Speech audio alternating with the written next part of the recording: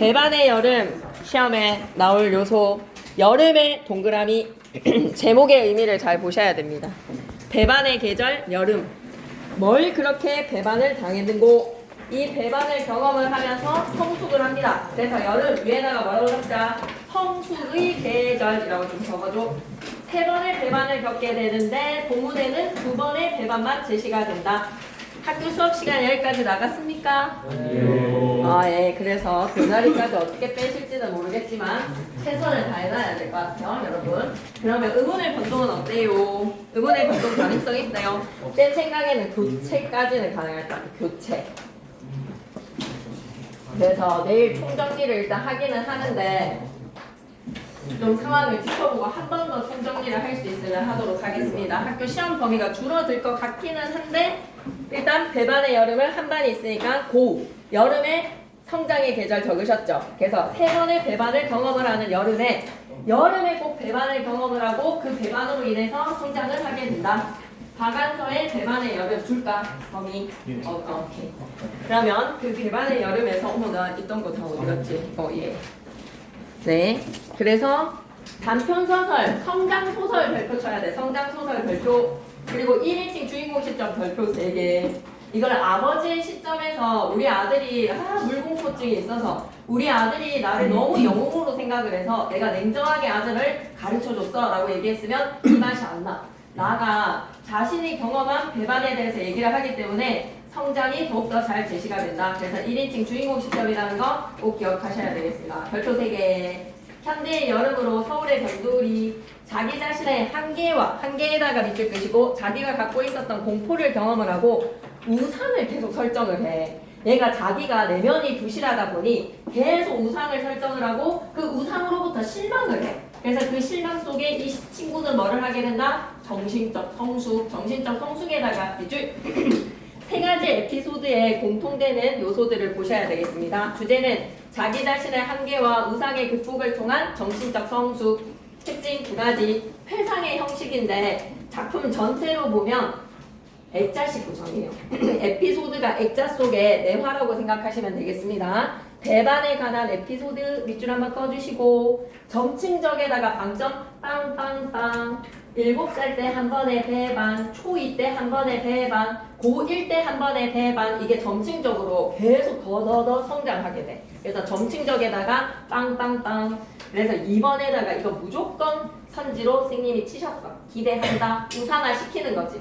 어떤 대상을 우상화 시키고 그리고 그 대상으로부터 뭐를 경험을 하고 배반을 경험을 하고 그리고 그것으로 인해서 뭐를 성장을 하게 됩니다. 성장. 보셨어요? 네.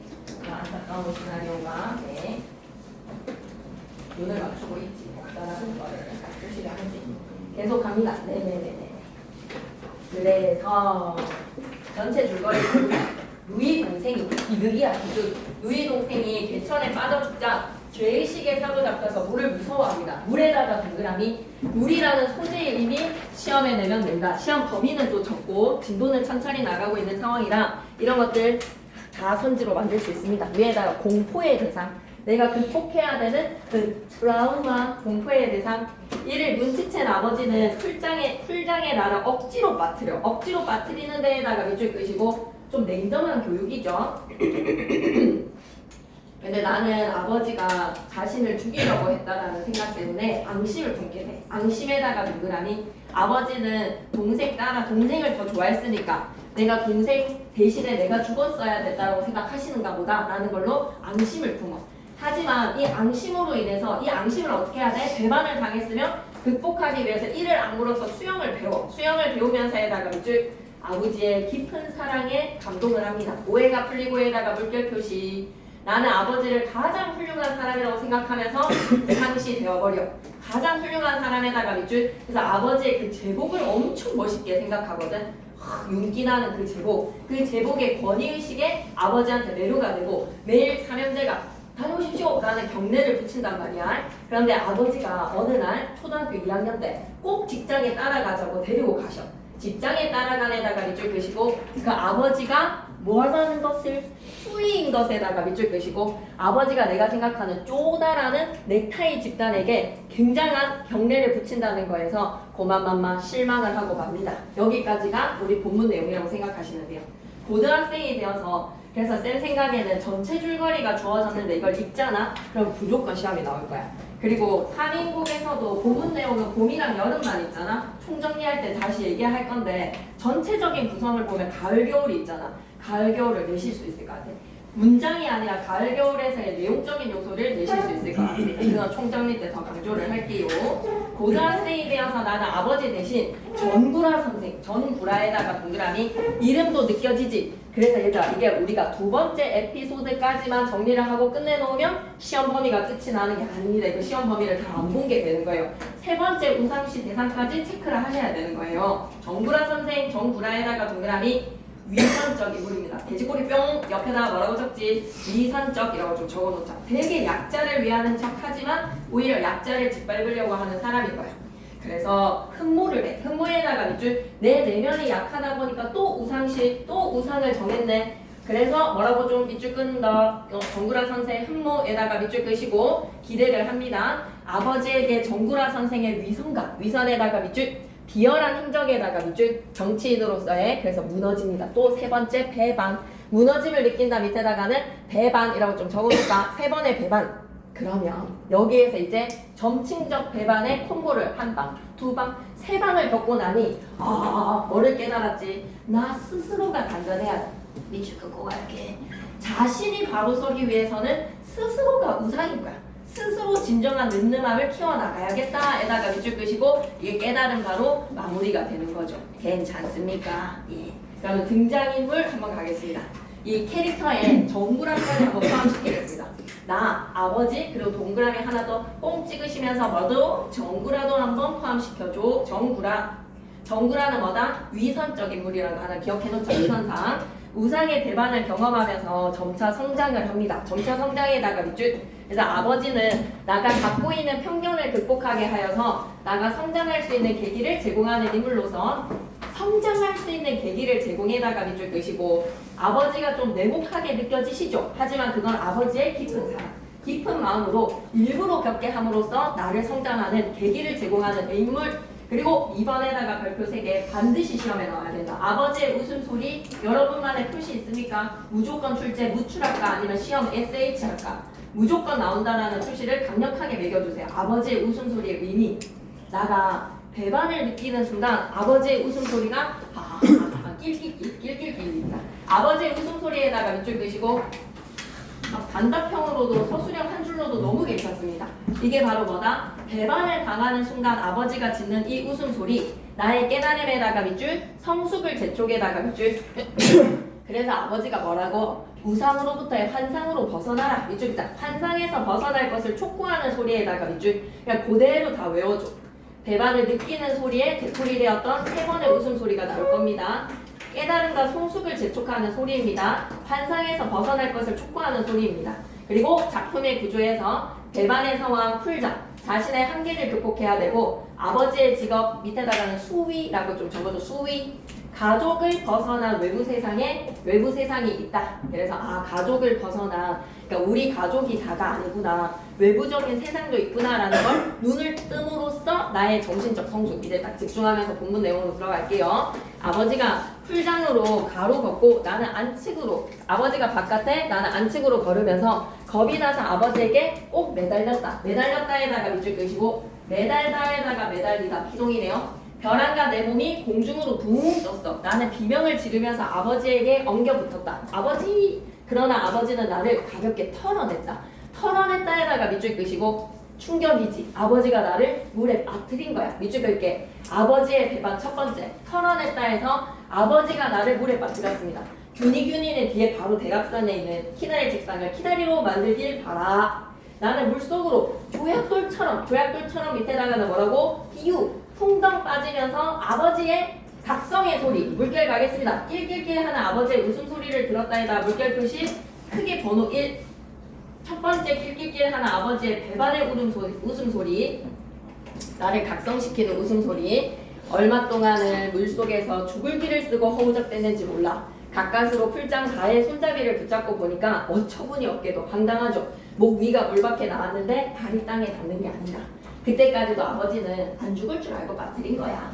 허리를 비틀고 낄낄대고 있었다. 이 웃음소리 뭐라고요? 성숙을 재촉하는 소리입니다. 환상에서 벗어나 그 공포의 대상은 그런 공포가 아니야. 마치 웃음이 사례가 들린 것처럼 격렬하고 괴롭게 아버지는 낄낄댔다. 그 낄낄에 담겨있는 의미를 뭐라고 생각하면 아들아 그 물의 깊이는 그 물은 그렇게 공포의 대상이 아니다. 넌 얼마든지 극복할 수 있는 대상이다. 라는 걸로 아버지가 낄낄낄. 순간 나는 아버지가 나를 물에 빠뜨려 죽이려고 했구나. 밑에다가 뭐라고? 오해. 이게 배반으로 생기게 되는 아버지에 대한 믿음이 깨짐으로써 아버지 얼마나 든든하니까 내가 매달리고 했겠니 아버지 이런 거 마음이. 근데 오해. 아버지는 나보다 죽은 누이 동생을 더 사랑했으니까, 그래서 내가 살아남는 게 미우니까 나도 누이 동생처럼 물에 빠져 죽기를 바랄 수도 있다라는 내 추측에다 제법 논리적인 체계를 세웠어. 그러면 나는 자신이 누이 동생을 돌보지 못해서 물에 빠져 죽게 했다라는 죄책감을 늘 가지고 물이 공포의 대상이었거든. 밑줄 긋자. 자신이 누이 동생을 돌보지 못해 물에 빠져 죽게 했다는 죄책감에다가 밑줄 끄시고, 그래서 옆에다가 뭐다? 물은 공포의 대상이었어. 그 파란색 글씨 옆에다가 적어줘. 따라서 그러므로 이런 표시하지 우리. 그러면 따라서 죄책감이 있었기 때문에 이 물만 보면 공포의 대상. 내가 동생을 지키지를 못했네. 오빠의 마음으로 가지게 되는 공포의 대상. 공포의 대상. 공포의 대상으로서 물의 이미지가. 그것은 지독한 배신감이었다. 지독한 배신감에다가 밑줄 배반의 여름의 경험. 아버지는 아버지뿐만 아니라 풀도 나를 배신을 했어. 늘 헤아릴 길 없이 충충한 깊이로 나를 겁주던 그 풀이 내 한 길도 안 되는 깊이일 줄이야. 지나가면서 그 풀이 있잖아. 막 귀신 머리카락 같이 느껴지면서 지나가면서도 너무 그 풀장이 무서웠었거든. 학교에 있는 그 풀장이. 그런데 내가 알고 봤더니 내 가슴팍도 안 되는 깊이였던 거야. 그러니까 내가 막연한 공포에서 늘 움츠러들었다라는 배반을 느끼는 겁니다. 배신당한 충격과 분노가 도리어. 충격과 분노가 도리어 위에다가는 궁서체 준비됐습니까? 승화라고 좀 적어줘. 승화. 배신당한 충격과 분노가 도리어 승화시킨 거야. 나를 수영을 배울 용기가 되었다는 거에서 공포의 대상으로부터의 배반이 무엇을 만들어냈다? 승화. 이런 걸 우리는 뭐라고 합니까? 성장에 만드는 계기에다가 밑줄 아버지 계획 적중.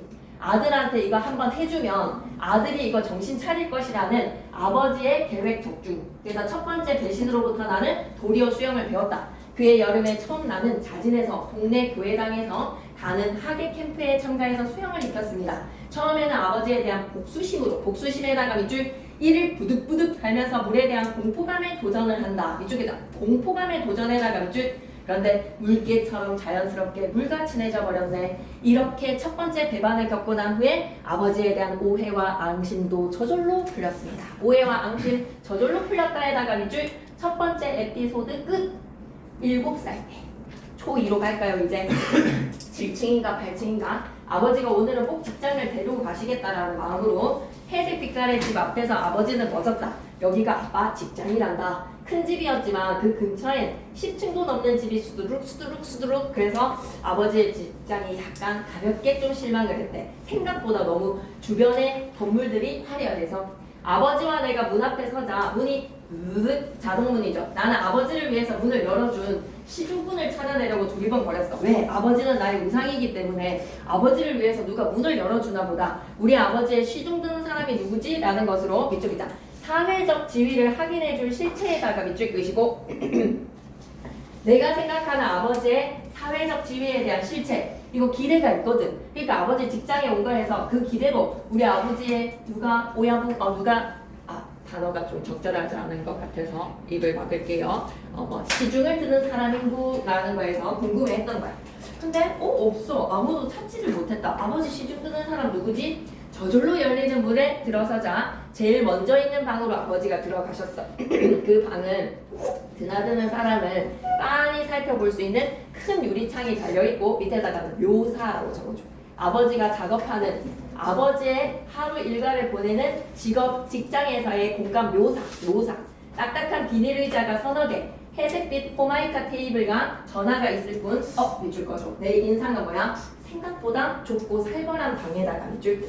생각보다 아버지의 방의 이미지가 좁고 살벌한 방이구나. 아버지의 대화, 개 좀 앉았거라 하면서 아버지는 모자를 벗고 이마에 땀을 닦았다. 나는 처음으로 이 여름에 아버지는 저 검은 양복으로 얼마나 더울까 하는 생각을 했어.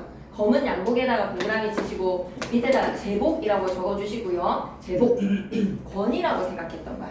아버지의 제복은 되게 멋진 권이라는 것으로 내가 우상화시켰던 아버지의 검은 양복이야. 옆에다가 적어놓을까? 아버지에 대한 우상화라고 적자. 검은 양복 탁 입고 있으신 그 모습에 검은 양복이 뭐다? 아버지에 대한 우상화라고 적자. 검은 양복을 입고 계신 아버지의 모습을 나는 우상화했어. 근데 오늘따라 그 양복이 너무 더워 보여. 얼마나 더울까 하는 생각을 했어.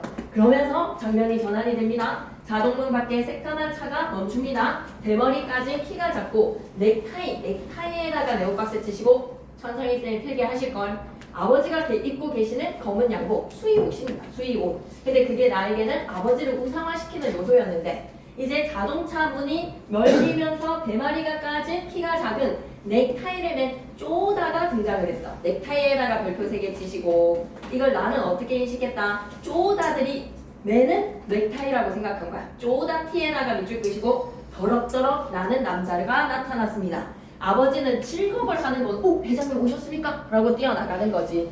그러니 꼿꼿이 서서 우리 삼형제가 매일 아침 아버지에게 하는 그 경례 같은 것을 경례에다가 동그라미 치시고 진짜 아버지를 존경하는 마음에서 했었던 그 경례를 아버지가 쪼다한테 엄숙하게 올려붙이는 것이 아니었는가.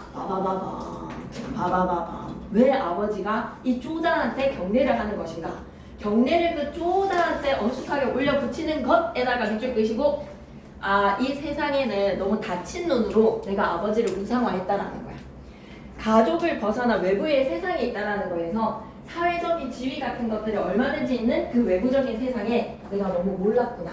세상에 다양한 사람들이 살아가고 있다에다가 밑줄 끄시고 넥타이를 매는 그 계층들 나는 너무 놀라서 그 쪼다가 아버지를 거들떠 받는지 안 받는지 그것을 살필 겨를도 없었는데 이 쪼다는 있잖아. 아버지를 되게 무시하면서 자기 화장실로 들어가. 그래서 나는 수의실로 뛰어나왔다. 왜? 충격받아서 이제 아버지가 들어와가지고 사례가 걸린 듯이 끌끌끌끌끌 웃거든. 그 웃음이 생략이 되었어.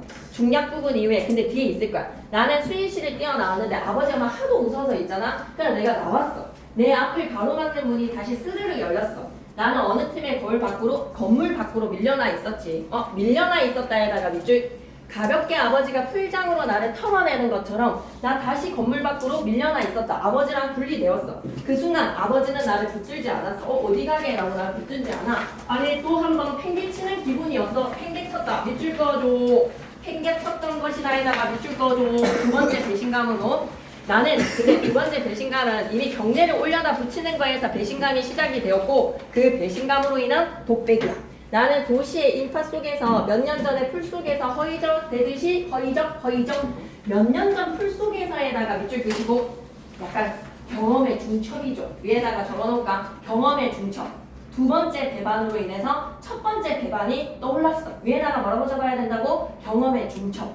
그때 내가 풀장에서 미친듯이 허이적됐던 것처럼 지금 내가 사람들의 인파 속에서 지금 뭐 하고 있다? 허이적되고 있는 기분이야. 그리고 풀 속에서 듣는 그 웃음소리 있지? 똑같은 아버지의 웃음소리에다가 밑줄 끄시고 낄낄낄낄낄 아들아 이 세상에는 되게 다양한 사람들이 있단다. 그렇게 나를 우상시 여기는 거에서 조금 더 세상의 눈을 키우렴 우리 우물한 개구리 아들이네 라는 거에서 아버지가 웃어주는 거야. 각성을 촉구하는 웃음소리라고 생각하셔야죠. 이쪽이다.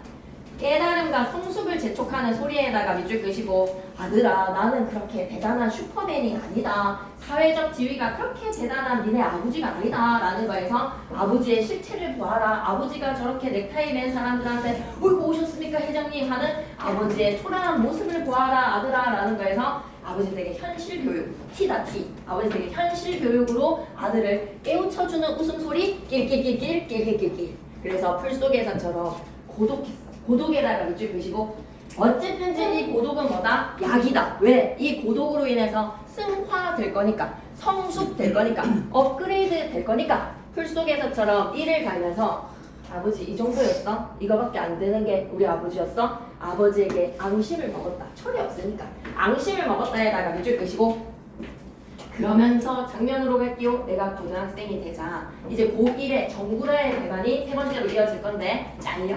고1이 되었습니다. 나는 그 나이가 되도록 그런 어릿강대스러운 양복을 입고 어릿강대스러운 양복에다가 밑줄 끄시고 아까 검은 양복은 뭐였지? 아까 검은 양복은 아버지에 대한 우상화라고 했잖아. 우리 아버지가 입는 그 검은 양복이 너무 그렇게 멋있어서 삼형제가 다 같이 한 마음으로 경례했었는데 이제 아버지의 그 검은 양복을 초2부터 해서 고등학교 될 때까지는 늘 뭐라고 생각했던 거야? 두 번째 배반 이후로 어릿강대스러운 양복이라고 생각했어. 왜? 어릿강대스럽다고 얘기하는 거지? 회장님한테 회장님 오셨습니까? 라는 거에 그게 어릿강대스러운 거야.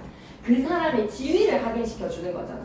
회장님들이 도착했을 때 문 열어주는 사람이랑 회장님 앞에 왔을 때 다 인사를 하는 거 그걸로 회장님이 내 말 이 정도 되는구나 라는 거에 대한 지위의 만족감을 먹여주는 사람인 거죠. 수희가 어때? 그 회장님의 그 권위의식을 드러내게끔 해주는 어릿강대라는 거야.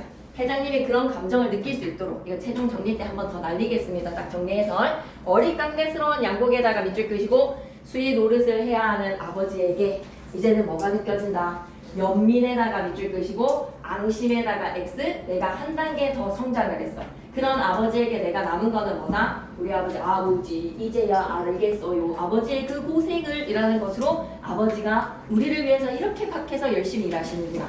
연민을 느낀 거야. 내 우상이 이제 어떤 대상으로? 연민. 그 다음에는 뭐로? 사랑이라는 감정으로 표현을 해. 그러면서 이제 정구라 선생님한테로 넘어가면 되겠습니다. 이 글의 서술상 특징 위에다가 좀 적고 갈까? 서술상 특징에다가 밑줄 끄시고 별표 셋. 뭐 배반의 여름 가지고 두세 문제 낸다라고 하면 서술상 특징 위에다가 뭐라고 적고 가야 되지? 1인칭 주인공 시점. 그리고 에피소드식 구성 좀 적어줘야죠. 1인칭 주인공 시점. 에피소드식 구성. 그래서 반복되는 에피소드의 구조가 어떻다? 기대, 배반, 성장. 이게 반복된다라는 거 나중에 3번에 나와 있으니까요. 예. 그리고 2번에서는 A에서는 새로운 공간이 B에서는 새로운 인물이 등장으로 심리 변화를 유발을 하더라. 여기 아빠 직장이란다 라는 거에서 우와 아버지 직장 생각보다 쓸쓸하네 좁고 살벌한 방이네 라는 거를 느꼈고요. B에서의 새로운 인물은 뭡니까? 대머리 아저씨 넥타이는 쪼다가 등장함으로써 심리 변화를 유도를 한다. 오케이 계속 갑니다. 3번에 별표 하나 쳐주시고요. 오늘 문제 들고 가서 잘 풀어보시면 좋겠습니다. 기대랑 배반, 성장의 이야기 구조가 반복이 되는데 오케이. 에어컨 리모컨 갖고 있는 사람 파워폰 한 번만 눌러주면 안 될까요? 누구에게 가 있나요? 에어컨 리모컨이 있는 사람 파워폰을 좀 눌러주세요. 그럼 갑니다. 기대, 배반, 성장의 이야기 구조가 반복된다. 주인공은 세계에 대한 인식이 성숙하지 못한 소년으로 아버지에 대한 기대와 믿음을 가지고 있었어. 성숙을 못하니까 내 아버지가 우상이었던 거야. 그러나 그것이 무너져 내리는 배반을 경험을 합니다. 배반에다가 밑줄. 그러면서 아버지에 대한 오해랑 앙심도 풀리고 그거에서의 결과는 늘 성장이다. 그래서 1번 우를 무서워하는 나는 아버지가 자신을 지켜줄 것이라고 기대하고 엉겨 붙었지. 근데 놓아라 하고 아버지가 던졌어. 나가 아버지의 행동으로 기대와 믿음이 깨지자 아버지에 대해서 남는 것은 뭐다? 이를 바득바득 갈면서 아빠가 나를 죽이려고 하는구나. 아버지에게서 느낀 배반감이 나를 성장하게 만드는 계기가 됩니다. 수영을 배울 용기가 생겼거든요. 아버지의 사회적 지위를 확인해줄 실체를 찾으려는 기대에서 누가 우리 아버지를 갖다가 받들어 보시나 라고 찾아봤는데 아무도 없었어. 그리고 5번째, 아버지의 웃음소리의 의미를 알게 됨으로써 나의 내적 성장이 이루어진다. 아니, 웃음소리의 앙심을 먹은 단계이기 때문에 의미를 알게 되는 것은 좀 더 있다. 좀 더 있어야죠. 그죠? 3번째 경험하면서 아버지의 웃음소리의 의미를 깨달아야 됩니다. 그리고 4번에서의 가는 인물이 받은 정신적 충격을 감각적으로 뭐라고 표현을 했지? 허우적거리고 있는 거. 허우적거리고 과호흡 이런 약간 공황, 정신적 충격에다가 밑줄 가호흡의 허우적거리라고 생각하시면 되겠네요. 괜찮습니까? 예. 그래서 출제 요소는 다시 한 번만 더 짚어보는 걸로 하고 자 그러면 지금 이 학교에서의 상황에서 이거 간단하게 짚으면서 하면 괜찮거든요. 오늘 그렇게 힘든 날이 아닙니다. 뭐 그렇게 힘들어 할 상황이 생기면 뺨을 막 스스로를 좀 한번 때려주세요. 알았죠? 네, 오늘 그렇게 힘든 날이 아니기 때문에 쌤이 너무 총정리를 빨리 해주고 싶은데 학교에서의 진행된 내용을 바탕으로 총정리를 해야지 좀 총정리가 의미가 있어서 2차에 총정리를 하는 게 어떨까라는 생각이 들어요. 총정리를 2번 하는 걸로.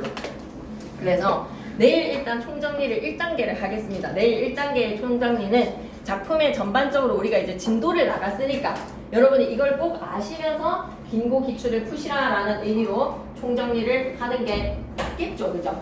다음 주에 하는 것보다 총정리를 하는 게 낫겠습니까? 아니면 다음 주까지 문제를 푸는 거에서의 의미보다 총정리를 한번 일단은 처음부터 끝까지 개관을 한번 쭉 듣는 게 낫지 않겠습니까? 그죠? 그래서 다음 시간에 수요일날 좀 하도록 하겠습니다. 수요일날 하는 거에서 총정리하고 화요일날 총정리를 한 번을 더 하기. 수요일날 한번 총정리를 하고 화요일날 총정리를 한 번 더 하는 거에서 엑기스로 그래서 와가지고 질문할 것도 균이 잘 들어야지.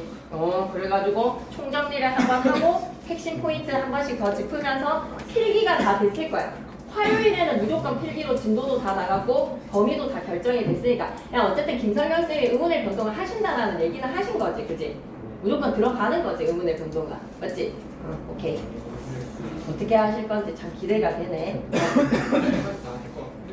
끝까지 다 할 것 같다고? 쌤 마지막에 정리까지 준비했어요. 정리까지 쭉 했어, 지금 의문의 변동을? 다음 기회까지 말씀해주세요. 그걸 얘기해줘. 그러니까 모함을 하고서 이제 공분의 변동을 하고서 남은 한 시간에 또 추정리 혼자고. 총정리로 한 바퀴를 훑겠다. 의문의 변동을 교체 첨가 추가 탈락까지를 다 훑으면서 대단하네요. 그러면 완전 진짜 겉핥기식으로 우르륵 이렇게 살펴볼 건가 보다. 슬프네. 진짜 나도 좀 불가능하다라는 생각이 드는데 이 불가능한 진도 속에서 살아남는 자가 시험을 맞추지 않겠나라는 생각이 듭니다.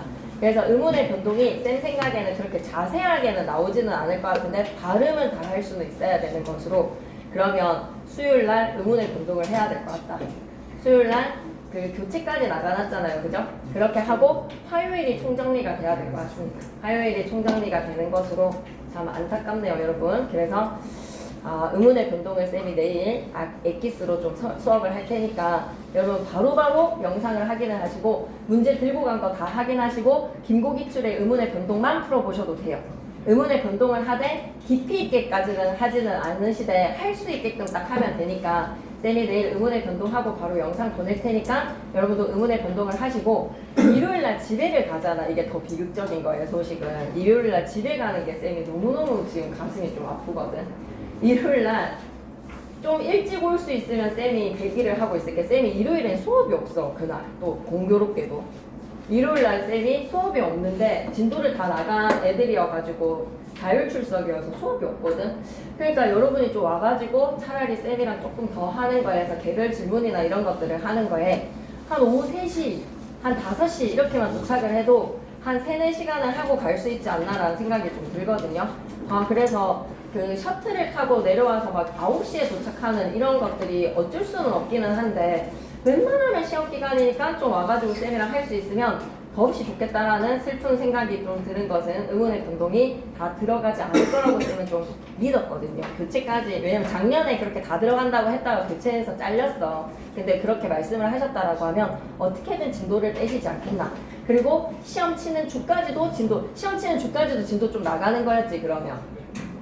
그런 거는 이제 너무 불리한 상황이니까 쌤이랑 의문의 변동을 그냥 다 끝내놓는 걸로 내일 다 끝내서 다 할 테니까 여러분은 그것들을 소화를 해서 쌤이랑 조금 더 하면 일요일이 쌤한테는 좀 여유가 있는 시간이니까 여러분이 좀 하실 수 있으면 더없이 좋을 것 같습니다. 그리고 남아있는 평일들을 또 활용을 하는 거에서 화요일날 총정리가 돼야 될 것 같습니다. 너무 불리한 상황이기는 하네요, 여러분들이. 근데 총정리는 쌤이 엄청 엑기스로 탁탁탁 포인트를 딱 기억하는 게 이거 외워 라는 거지 줄글을 읽는 게 아니니까 딱 1시간 만에 딱 다 될 수 있게끔 탁탁탁. 그리고 사자성어 이런 것들 필기 보면서 쌤이 오늘 마치고 나서 쌤한테 필기 조금 보여주시면 사자성어나 이런 거 포인트 좀 적어보도록 하겠습니다. 내릴 거 필구력 발표 하지마. 순수소설에다가 동그라미 너무 순수하다. 왼손잡이라는 것으로 헤어졌던 부자가 만나게 되는 요소. 그래서 나는 메밀꽃 필무력은 그닥이라는 생각이 드는데 그래도 김국기출에서는 늘 좀 있었던 작품인지라 안 할 수는 없습니다. 1920년대 어느 여름날의 낮부터 밤까지인데 주목하실 거는 일제강점기랑 전혀 상관이 없습니다. 장돌뱅이의 애환입니다. 장돌뱅이의 애환. 이 떠돌이의 삶에서 장돌뱅이가 여기저기 돌아다니면서 딱 한 번의 인연에 성처녀와 인연을 맺게 돼. 거기에서 이제 낳았던 아들을 다시 만나게 되는 과정입니다. 기가 막힌 스토리죠. 봉평에서 대화 장터인데 봉평에다가 동그라미, 대화에다가 동그라미, 다 떠돌이 장터들입니다. 다 떠돌이들의 삶의 공간이라고 적자. 봉평과 대화에다가 뭐라고 적지? 떠돌이들의 삶의 공간. 그러니까 보따리 장수들이 봉평에서 그리고 대화로 가는, 그래서 봉평에서 장사를 치르고 대화로 이동인가. 균이 오늘 안 되겠다. 앉을 생각을 하지 마라. 빨리 뒤로 가라. 떠돌이의 삶의 애환과 인간 본연의 정. 삶의 애환에다가 밑줄 끄시고 인간 본연의 정에다가 밑줄 끄시고 이건 뭐야? 부자의 정이 되는 거죠. 그죠? 인간 본연의 정 밑에다가는 하트 표시 좀 해줘.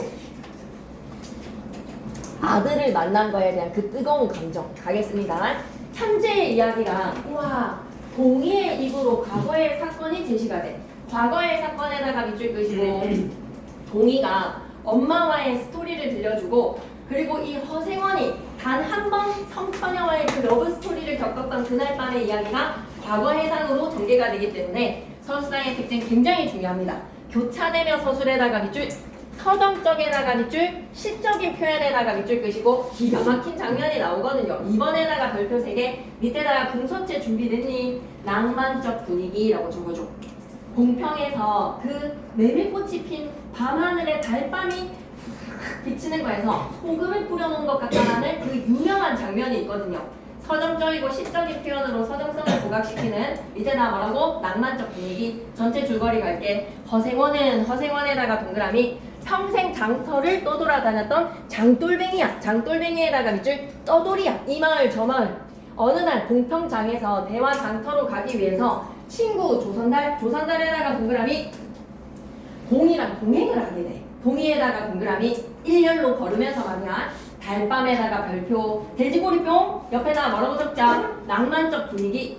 허생원이 와 이런 달밤만 되면 막 응? 여러분 첫 키스가 막 비 오는 날에 첫 키스라고 생각해봐봐. 그럼 비 오는 날만 딱 되면 첫 키스 떠오릅니다. 분명합니다. 그러니까 이 허생원은 어때?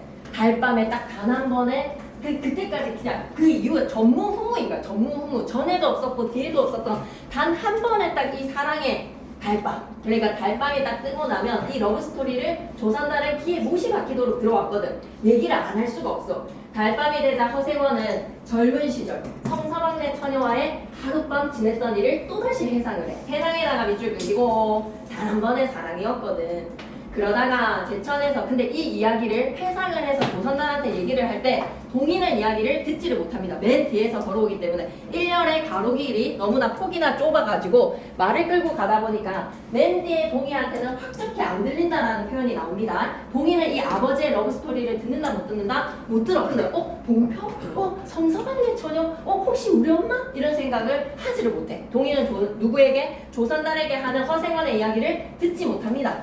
그러다가 제천에서 아비를 모르는 자식을 낳은 뒤에 누가? 성처녀가 집에서 쫓겨났다라는 동희 어머니의 사연이 동희 어머니의 사연에다가 동그라미 동희 입에서 우리 어머니가요 하룻밤에 인연으로 저를 낳게 되는데요 아버지가 누군지도 모르고 애비 없는 자식을 갖다가 낳았다고 집에서 쫓겨나가지고 의붓 아비를 만났는데 의붓 아비가 맨날 엄마 때리고 막 이래가지고 도망 나왔어요 우리가 막 이런 식의 이야기를 하는 것을 빠바바바바 되겠지 이제 이거 성천의 이야기 아니야? 라는 거에서 그런 사연과 그녀의 고향이 봉평이라는 이야기를 듣게 되니 봉평이라는 이야기에다 밑줄 끄시고 퍼즐이 맞춰지는 거야. 애비 모르는 자식을 낳았다. 봉평의 고향에서 빠바바밤. 그러면서 이제 허생원은 뇌정지가 온 거지. 설마 다시 길을 떠날 때 허생원은 대화장이 끝난 뒤 제천장으로 가자고 얘기를 하고 동행을 할 것인가? 라고 물어보는데 동의의 손에는 뭐다? 왼손에 채찍이 잡혀있다. 왼손잡이에다가 밑줄 끄시고 유전관계는 아니지만 왼손잡이라는 상징성으로 뭐를 암시하면서 작품이 마무리가 됩니까? 예, 동의가 허생원의 아들이다 라는 것을 암시하면서 작품은 마무리. 등장인물 갈게요. 허생원은 주인공입니다. 과거의 추억을 소중하게 간직하면서 살아가는 장돌뱅이. 동의는 젊은 혈기와 순수함을 간직한 장돌뱅이로 허생원의 자식으로 암시가 되죠. 허생원의 자식에다가 밑줄 봉평이라는 이 장소의 공통점이 이야기의 퍼즐이 맞춰지거든요.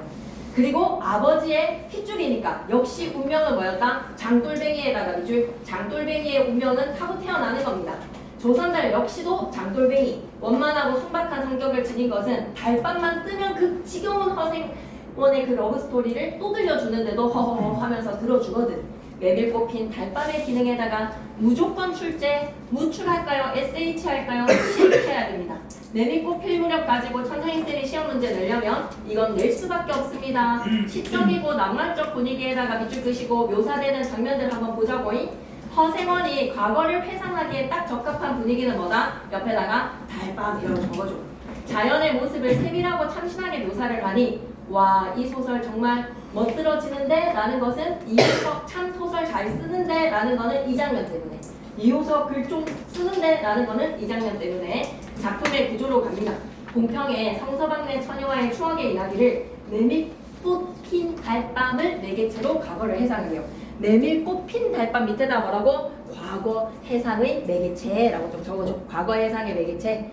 그래서 공평에서 대화로 가는 허생원, 조선달, 동희 엄마가 제천에서 지금 장사하고 있다는 이야기에 그 다음에는 허생원은 제천으로 가야 되겠다라는 결심을 하며 동희 동행할 것인가? 라고 물어보거든요. 그러니 주제는 뭐다? 장돌뱅이가 이렇게 그리웠어. 혈육의 정이. 삶의 애환으로 혈육의 정을 만나는 거에서 가슴이 막 뿌듯한 허생원의 마음이 나오거든요. 갑니다. 산어리는 공간을 이동을 해야죠. 지금 어디장에서 공평에서 대화장으로 가는 길입니다. 온통 메밀밭이어서 메밀밭 밑줄 한번 그어주시고 피기 시작한 꽃이 소금을 뿌린 듯이 위에다가는 비유라고 적어주시고 그붓한 달빛에 감정은 어때? 숨이 막힐 지경이다. 숨이 막힐 지경에다가 밑줄 이런 기분 느껴보셨어요? 너무 낭만적인 그 장면에 막 반딧불이 막 이렇게 막 빛나는 그런 장면, 야경 때문에 숨이 막히는 그런 장면들. 근데 이건 순수 자연이잖아. 야경은 도시 야경의 인공성이라면 이건 진짜 순수 자연에서의 소금을 뿌린 것 같다. 달빛이 하얘니까 메밀꽃의 하얀색을 비추는 거에서 메밀밭에 소금을 뿌린 것 같대. 표현 죽이지. 붉은 대국이 향기같이 애잔하고 나귀들의 걸음걸이도 시원시원하게 이제 막 걸어나가는 거야. 시원한 여름밤이야. 습하지 않아. 길이 좁은 까닭에, 길이 좁은 까닭에다가 밑줄 의도적 장치라고 적자. 의도적 장치. 왜? 허생원의 이야기를 동의는 들리지가 않은 거야. 우리 어머니도 고향이 봉평이신데요. 우리 어머니도 하룻밤에 인연으로 저를 낳으셨는데요. 라고 하면 소설이 안 되잖아. 암시를 해줘야 되니까. 나귀를 외줄로 늘어섰다. 외줄로 늘어섰다에다가 밑줄 의도적 장치. 방울 소리가 시원스럽게 딸랑딸랑 메밀 밖으로 흘러간다. 방울 소리가에다가 밑줄 딸랑딸랑 밑에다가 음성상징어 의성어라고 적을 건데 딸랑딸랑 밑에다가 음성상징어 가로 열어서 의성어. 근데 방울 소리가 흘러간대. 방울 소리가 흘러간다에다가 밑줄 끄시고 심상 나오면 뭐라고? 청각의 시각화. 흘러간다라는 대상으로 청각의 시각화. 그래서 시험 직전에 공감각적 심사 퀴즈 엄청 겁나 많이 내놨거든요. 그러니 그거 가지고 이제 연습하시고 잘 모르겠는 사람은 쌤한테 물어보시면 되겠습니다. 아시겠죠? 단톡에 올려놓을게요. 그거는. 앞장선 허생원의 이야기 소리는 꽁무니에선 동희에게 확적히는 안 들렸으나 그는 그대로 개운한 제멋에 적적하지 않게 이야기 소리가 들리똥말똥 하지만 나름대로 동희도 심심하지 않게 걸어가고 있어. 달밤에 공평에서 대화로 가는 메밀밭을 지나갑니다. 이 낭만적 분위기 허생원은 감정에 취하지요. 제천인지로 주랭랑을 놓은 건 그 다음 날이었나? 허생원의 이야기를 여러 번 들어서 조선달이 다 알고 있어. 제천으로 주랭랑을 놓은 건 그 다음 날 누가? 주어가 누구지? 성처녀가. 그래. 그 성처녀라는 여자가 제천으로 주랭랑을 놓은 게 그 다음 날이었지 라고 허생원의 이야기를 알고 맞장구를 쳐주는 거야. 다음 장도막에는 벌써 온 집이 사라진 뒤였어. 내가 봉평으로 다시 한번 와보니까 싹 다 성처녀네 집이 야밤도주를 한 거야. 장판에서는 소문에 발끈 뒤집혀서 오죽해야 술집에 팔려가기가 상수라고 처녀의 뒷공론이 자자들 하단 말이야. 성처녀에 대해서 막 술집으로 팔려갔지 뭐 이런 이야기들이 안 좋은 소문들이 남아있던 거야. 제천 장판을 몇 번이나 뒤졌다. 성처녀라는 거에서 제천을 뒤졌대. 다시 만나고 싶어서. 하지만 처녀의 꼴은 어찌 돼버렸다. 껌 먹은 자리에다가 밑줄 끄시고 빈칸 괜찮지 않아요? 껌 먹은 자리 빈칸 괜찮지 않아요? 껌 먹은 자리에다가 가로로 묶으시고 여러분은 껌 먹은 자리가 기억이 나지 않으니 거기에서 이제 오만 것들을 다 토해내겠죠. 꽁 먹은 자리 별표 셋. 그리고 어떤 의미다? 일의 흔적이 전혀 없음을 나타내는 관용적 표현을 쓰시오. 꽁 먹은 자리. 첫날 밤이 마지막 밤이 되어버렸어. 그때부터 봉평이 마음에 든 것이 반평생을 두고 다니게 되었던 거는 봉평에서 단 한 번의 인연으로 성처녀를 만났으니까. 평생인들 잊을 수가 있었겠나. 수 좋았지. 누가 하는 말이야? 조선딸이. 아이고 막 수 좋았지. 그날 밤 한 번으로 말이야. 그렇게 신통한 일이라 쉽지 않아. 학용 못난 것 얻어서 새끼를 낳고 걱정 들고 생각만 해도 진절이 나지. 못난 거 얻어서 새끼 낳고에다가 밑줄 끄시고 평범한 인간적인 삶이라고 적어봐봐. 평범하게 나이 들어서 한 30대 초반에 결혼해서 새끼 낳고 육아하느라고 걱정 들고 생각만 해도 진절이 나지 라는 거에서 그러나 늙으막 빠지까지 장돌뱅이로 지내기도 힘든 노릇 아닌가. 장돌뱅이에다가 밑줄. 이건 좀 특별한 삶인가. 장돌뱅이 밑에다 뭐라고 적지? 약간 특이 케이스?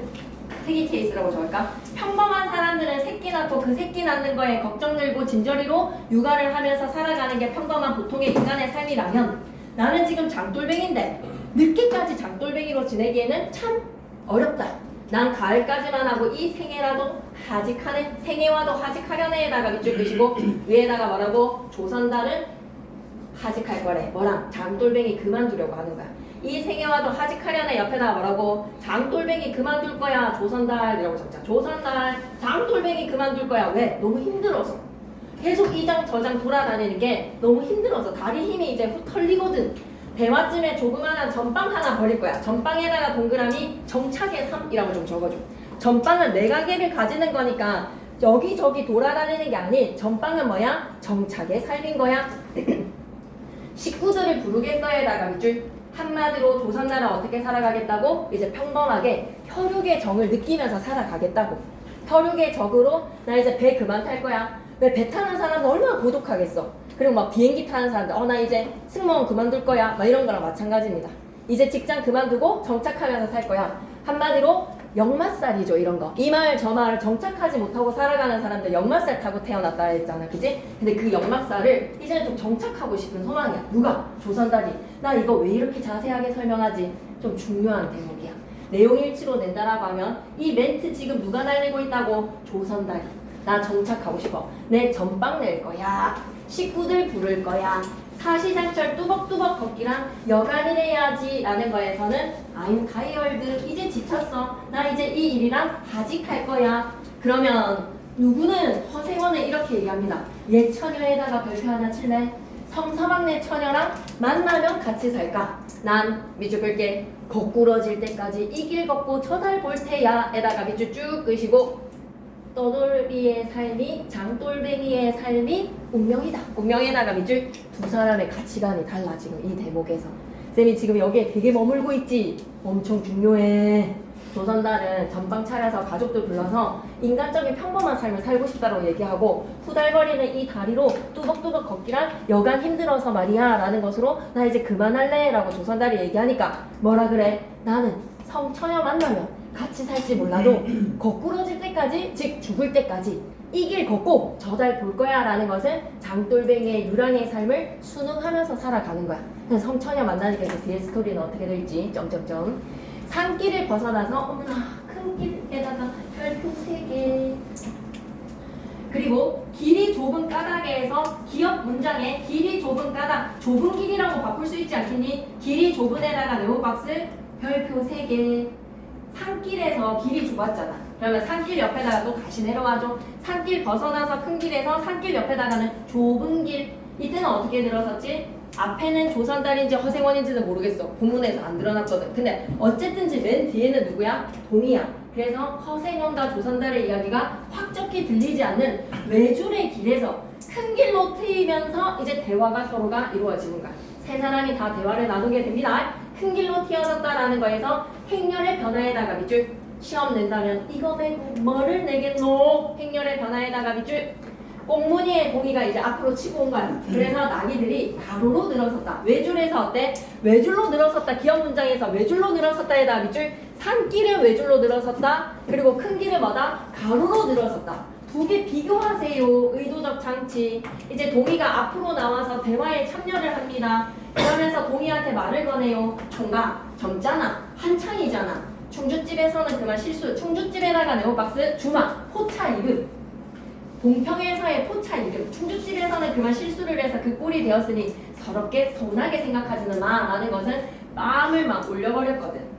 동이가 충주집이랑 막 이렇게 막 노닥노닥 거리는 거에서 눈꼴 싸나워가지고 바로 막 뺨을 한 대 후려쳐버렸어. 아 천만에요. 그런데 뺨 맞았는데 천만에요. 되려 부끄러워요. 계집이랑 지금 제가 웬 자격이 있나요? 계집 뭐야? 충주집이랑 노닥거리는 거? 가르쳐 주셔서 감사합니다. 오히려 제가 지금 계집을 만날 땐가요? 자나깨나 어머니 생각뿐인데요. 효자네.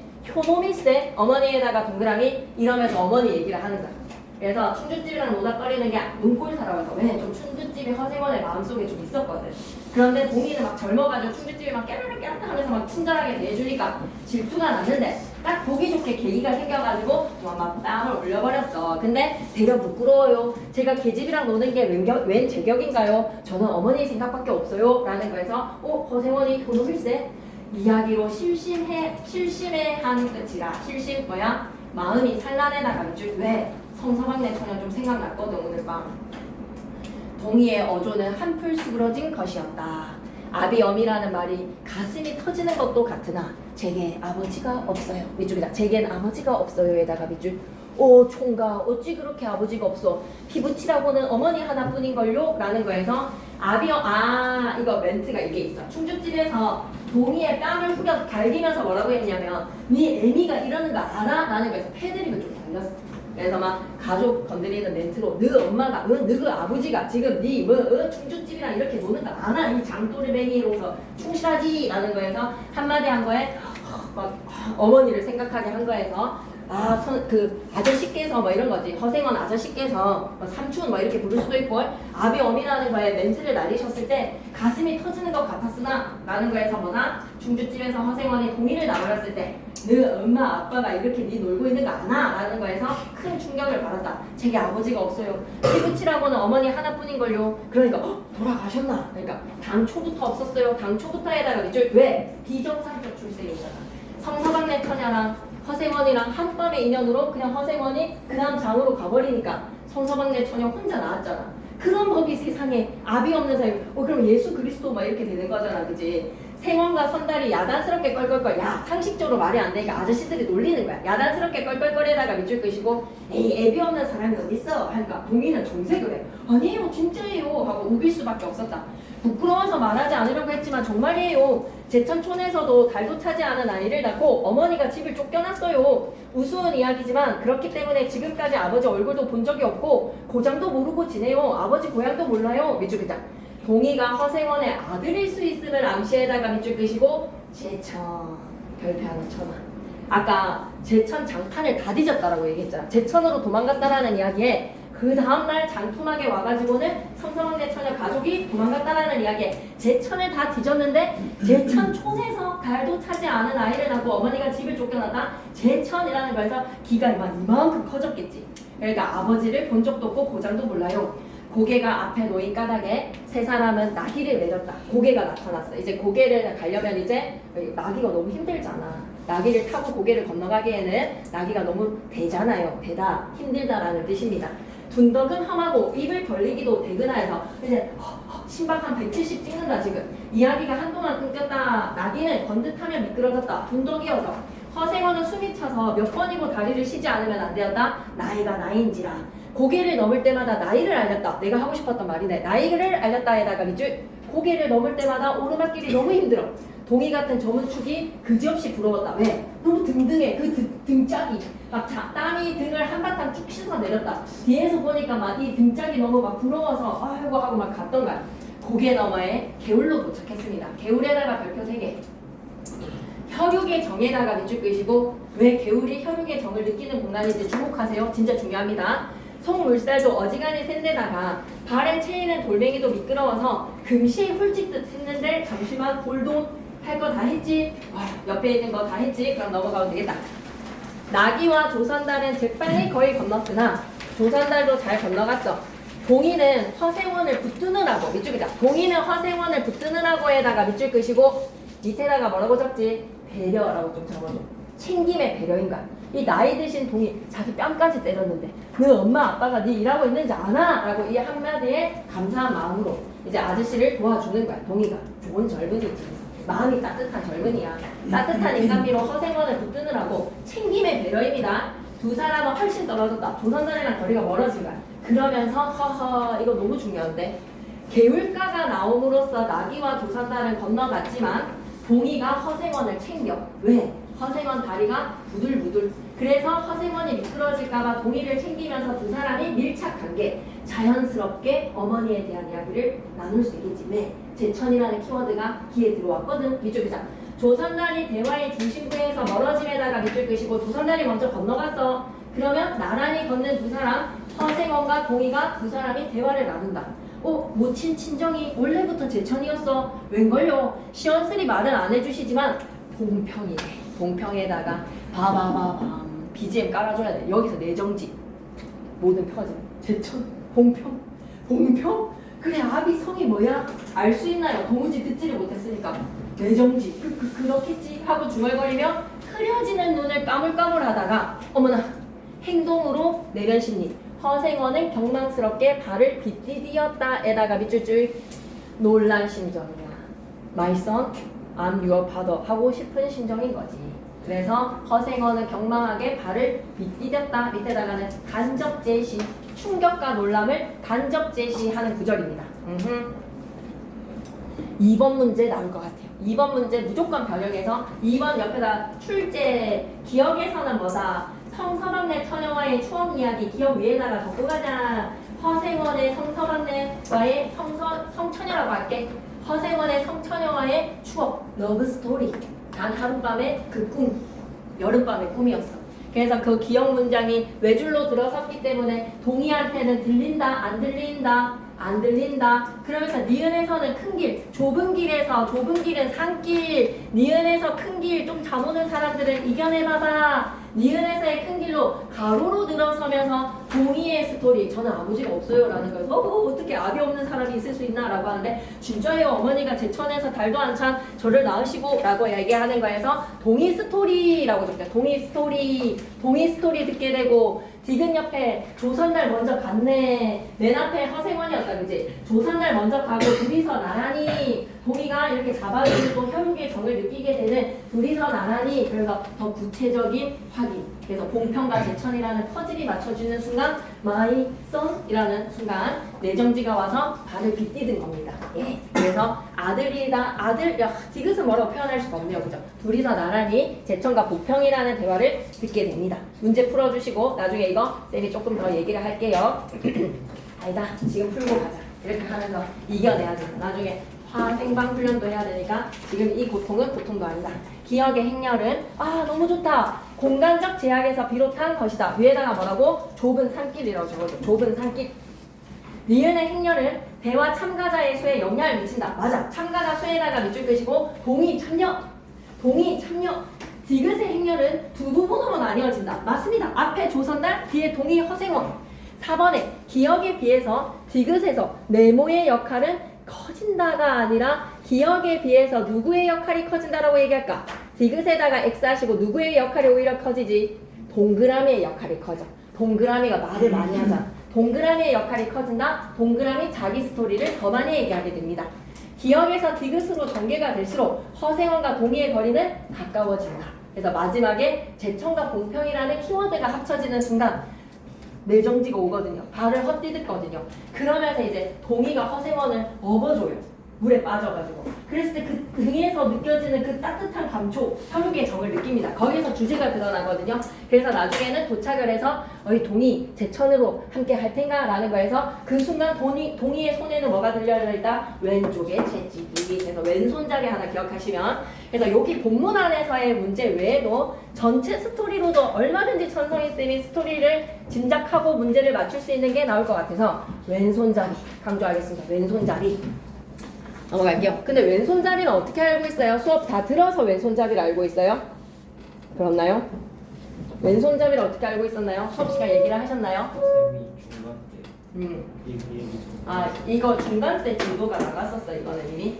이게 아니라 떠들면서. 너들면서 왼손잡이. 네, 중요합니다.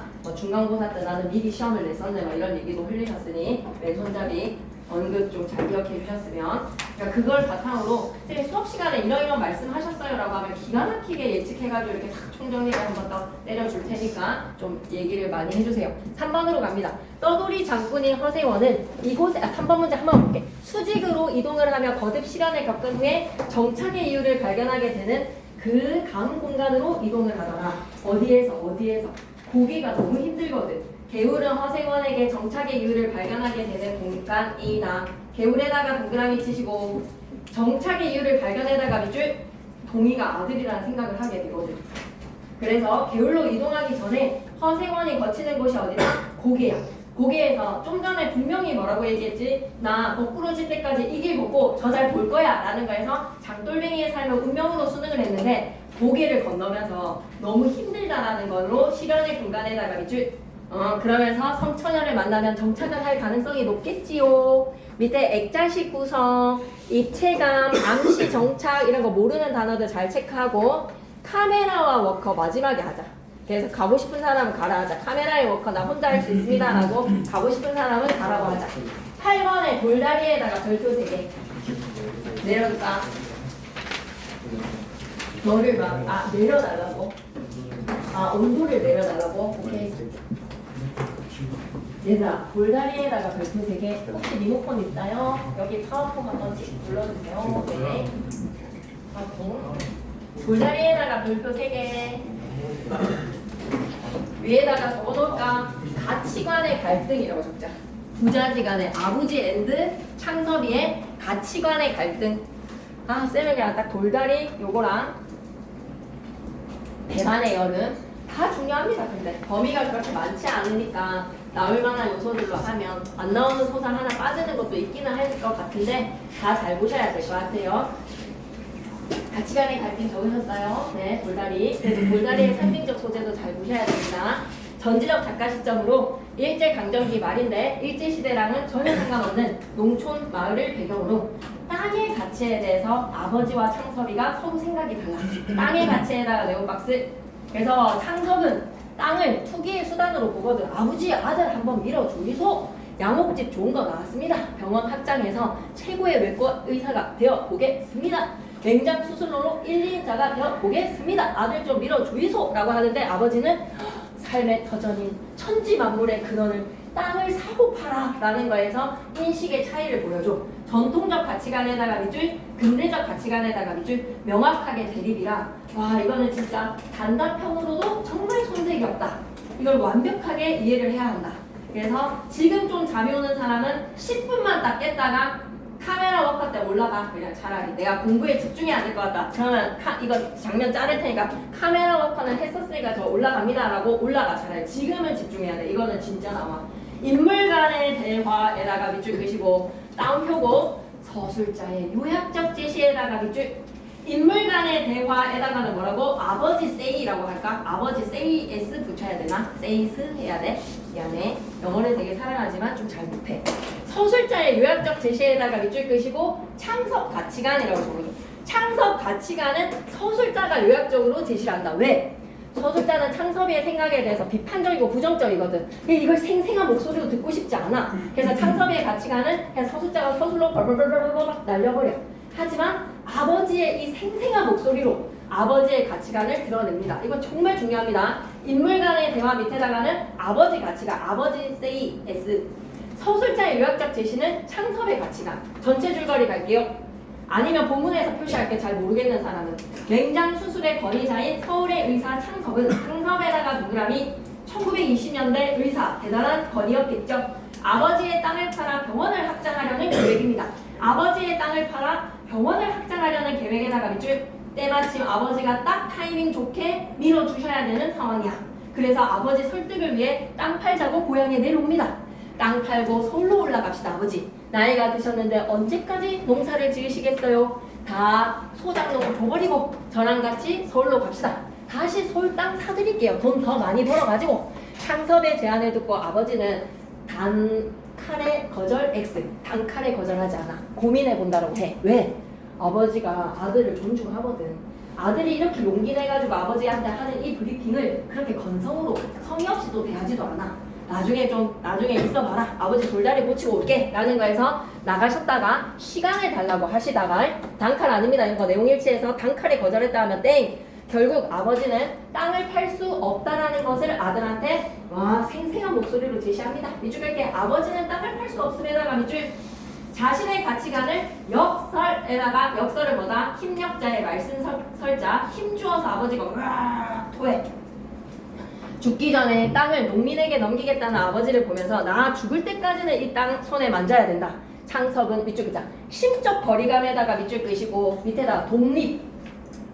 이 심적 거리감을 절대로 마이너스로 생각하지 마.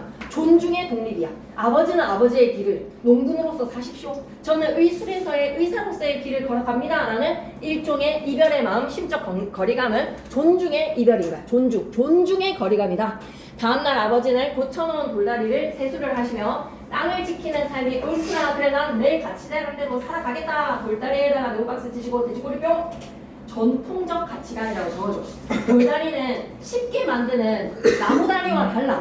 정성으로 튼튼하게 만드는 돌다리야. 그래서 제목이 돌다리잖아. 돌다리는 뭐를 상징한다고? 전통적 가치관을 기억해야 돼. 돌다리는 사이 전통적 가치관을 기억해야 돼.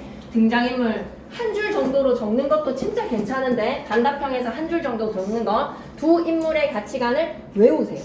아버지는 진짜 찐 농군. 인정과 의리를 소중하게 여기는 인물로서 땅에 대한 강력한 애착. 왜? 천지만물의 근원이니까. 창섭은 의사로서 밑줄 끄자. 물질적 가치에다가 밑줄 끄시고 그러면 아버지는 땅에 대한 강한 애착 옆에다가 전통적 가치라고 좀 적어줘. 창섭이가 물질적 가치면 아버지는 전통적 가치야. 아버지는 전통적 가치, 창섭이는 물질적 가치. 병원을 확장하기 위해서 땅을 팔자고 아버지에게 제안을 합니다. 이번에 소재의 상징적 의미, 돌다리는 만들기 어렵습니다. 소재의 상징적 의미 별표 3개 무조건 시험에 나온다. 하지만 안정적이고 변하지 않는 것으로 인간 관계와 정을 중시한다라는 게 뭐냐? 마을의 역사를 담고 있어. 아버지 어렸을 때 서당에 갈 때 이 돌다리를 건너면서 공부하셨고, 그리고 어머니도 시집을 오실 때 돌다리를 건너서 시집 오셨어. 그리고 또 뭐다? 이 돌다리를 나 역시도 의사 공부 다닐 때 이 돌다리 건너 다녔어. 마을의 역사와 추억이야. 인간관계와 정을 중시 옆에다가는 추억의 다리가 되는 거죠. 네, 나무다리는요 그냥 쉽게 만들었다가 쉽게 사라지는 불안정하고 합리성과 효율성의 중시, 합리성과 효율성 중시 옆에다가는 근대적 가치관이라고 좀 적어주고, 나무다리는 뭐를 상징한다? 근대적 가치관. 돌다리는 뭐를 상징한다? 전통적 가치관. 어라, 밑에 있었네. 그만큼 중요하다는 거야. 시험에 나올 것 같아. 돌다리의 가치관, 전통적 가치관, 나무다리의 가치관, 근대적 가치관 기억해야 돼. 그래서 아버지와 창섭은 갈등 관계는 아니야. 두 사람이 서로 존중하는 거에서 가치관의 차이가 있는, 가치관의 차이가 갈등이다라고 하면 갈등이지만 치고받는 사이가 아니라는 걸 강조하고 싶습니다. 치고받는 사이가 아니라 어떤 사이다? 존중의 사이다. 가치관의 차이 갈게요. 아버지는 전통적, 자연 친화적, 삶의 터전으로서 땅에 대한 시각, 생명의 근원으로 본 밑에다가 궁서체로 좀 적어주시겠어요? 천지 만물의 근원. 하늘과 땅의 천지 만물의 근원으로 약간 신적인 존재로 생각하는 거야. 천지 만물의 근원이다. 창섭은 근대적이고 실용적 가치관으로 자산 중심의 도구에다가 밑줄 끄시고 투자 수단이야. 이 땅 팔아가지고 서울에 양옥집에 투자해가지고 병원 확장하고 나면 나중에 서울에 더 좋은 땅 사면 되지요 라는 것으로 땅은 그냥 어떤 대상으로? 투기의 대상으로 생각하는, 이게 바로 어떤 가치관? 근대적 가치관. 요 표 그대로 기억하시면서 본문 기억할게요. 딱 10분만 참아요. 창섭의 아버지에다가 동그라미 밑줄 긋자. 땅에 대한 강력한 애착, 전통적 가치관에다가 밑줄. 땅을 위해서는 나 이렇게 했는데 8번 돌다리 진짜 시험 범위에서 제외하면 나 진짜 울 것 같다. 우리 이렇게 힘들게 했는데. 땅을 위해서는 자기의 이해만으로 타산하려 하지 않았다. 자기의 이해만으로 타산하려 하지 않았다에다가 밑줄 끄시고 금전 획득의 수단이 아니야. 땅을 이익 획득의 수단으로 보지 않아. 이와 같은 임자를 가진 땅들이라 곡식을 거둔 뒤에 그루만 남은 농가 밭이 돼. 그 바닥들의 고름, 그 언저리들의 바름, 흙의 부드러움, 마치 시루떡 모판이나 대하는 것처럼 누구의 눈에나 탐스럽게 흐뭇해 보였다라는 거는 누구의 땅이? 아버지의 땅이. 아버지가 너무 막 똥을 갖다 그대로 막 손을 막 해가지고 막 똥거름을 다 손으로 이렇게 만지면서 땅을 갖고 왔기 때문에 흙도 부드럽지, 아버지 언저리가 너무 반듯반듯하지, 모판에 시루떡 모판같이 느껴지는 것처럼 누구나 봐도 와, 이 땅 진짜 기름지다, 와 이거 밭 진짜 기름지구나 라는 거에서 입이 떡 벌어질 만큼 아버지는 땅을 가꾸시는 분이야, 밭을 가꾸시는 분이야. 이런 땅을 팔기에는 아무리 수입에 몇 배를 더 나은 병원을 늘리기 위해서나 아버지한테는 미안하지. 왜? 아버지가 진짜 정성으로 가꾸시는 땅이시기에. 누구의 생각입니까? 창섭의 신리로 전지혁 작가 시점이에요. 일단은. 그러나 잡히기나 해가지고는 3만 원의 돈을 만들 수가 없어. 병원을 짓는 데 있어서 3만 원이 약간 로스야. 서울서 큰 양간을 손에 넣기란 돈만 있는다고 아무 때나 될 일도 아니라는 것이 정확히 부동산 타이밍이야. 지금은 투자 모먼트야. 그러니 아버지한테 땅 팔아서 지금 서울 양간 이거 병원 확장해야 됩니다 라는 것으로 강력히 주장하려고 왔어. 아들은 A 장면, 별표세. A 장면 진짜 중요하다. 옆에다가 뭐라고 할 거야? A, 대문자 A 옆에다가 요약적 제시라고 좀 적어줘. 요약적 제시. 왜 이렇게 요약을 해버렸을까? 창섭이가 아버지를 설득하는 이 멘트를 요약적으로 제시하는 이유는 뭘까? 옆에다가 소술단은 이 아들의 생각에 대해서 부정적인 거야. 그래서 옆에다 요약적 제시 적으셨으면 창섭의 근대적 가치관이라고 좀 적어줘. 요약적 제시 찌끄고 창섭의 근대적 가치관이라고 적어주셔야 됩니다. 창섭의 근대적 가치관, 창섭의 근대적 가치관, and 플러스 가로로 창섭의 근대적 가치관을 적으셨으면 밑에 마이너스 표시 좀 해줘. 마이너스 표시를 해서 서술자는 이 가치관에 대해서 찬성하지 않아. 그래서 어때? 요약적으로 제시하는 거야. 그냥 브리핑 짧고 간결하게, 굵고 짧게 그냥 날려버려! 라는 걸로. 아들은 의사인, 아들은 밑줄 뺄게. 아버지와 대립되는 사고방식에다가 밑줄 의사인 아들은 앞에다가 농부인 아들은 뭐 이런 거, 농부인 아버지, 의사인 아들, 두 사람의 가치관의 차이를 보자는 거야. 마치 환자에게 진료 방법을 이르듯이 냉정히 차근차근히 이야기를 시작하였다. 그만큼 논리적이라는 거지. 외아들인 자기가 부모님을 진작 모시지 못한 것이 이거 완전 간접제시지. 뭐뭐 하는 거 그냥 다 나열이야. 이유를 열거를 해보자. 외아들인 자기가 아들 하나야. 너희 동생은 맹장염 때문에 죽었어. 그래서 의사 된 거야. 부모님을 진작 모시지 못한 것이 잘못이라는 거. 번호 좀 매길까? 외아들에다 번호 1. 한 집에 모이려면 자기가 병원을 버리기보다는 부모님이 농토를 버리시고 서울로 오시는 것이 순리. 번호 2. 병원은 나날이 환자가 늘어서 입원실이 부족되어서 오는 환자의 3분의 1밖에 수용 못하고 있습니다. 아버지. 번호 3.